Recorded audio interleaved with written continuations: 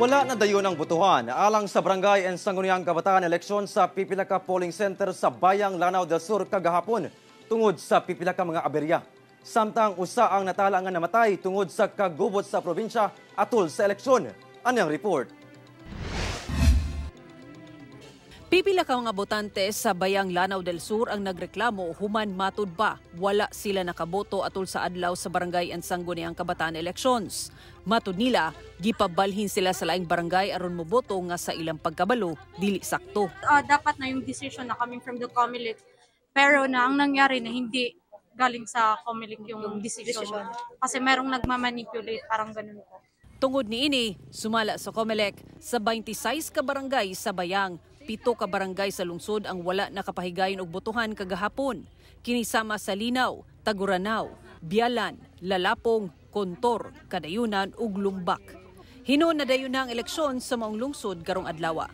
Samtang nalangan sab ang botohan sa pipila ka polling center sa Marawi City tungod sa pagkalangan sab sa paghatod sa mga election paraphernalia. Gani alas 9 na sa buntag, taas na ang linya dinhi sa Patani Elementary School kay wala pa nagsugod ang botohan. Alas 7 sa buntag unta nakaschedule nga magsugod ang eleksyon. Busa hugot ang pagbantay sa kasundaluhan. Alas 11 na sa udto nagsugod ang botohan sa maong tulunghaan. Susama sab ang sitwasyon sa Butig National High School.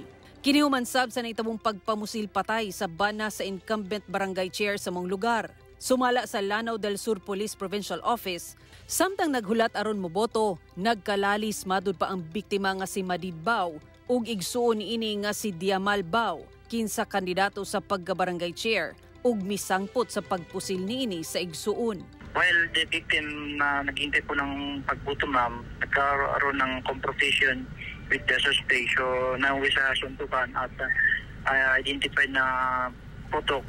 Kinaman po yung victim sa dibdib at dinala po sa malapit na hospital po for medical treatment. Gikustodiya na sa otoridad ang suspect.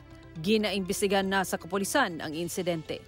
Samtang laing pagpamusilsab ang nahitabo sa usa ka voting center pagkagabi ni adtong Lunes. Padayon pang ginasuta sa kapulisan ang insidente. Sumala sa 103rd Infantry Brigade, duha na ang natala nga namatay sa 5 ka shooting incident sa probinsya. Apan ila pang ginasuta ang uban pang mga giingong kagubot nga mikatag sa social media. As of 10 a.m. October 31, ana-ana sa 70% ang nakanvas nga boto sa Lanao del Sur.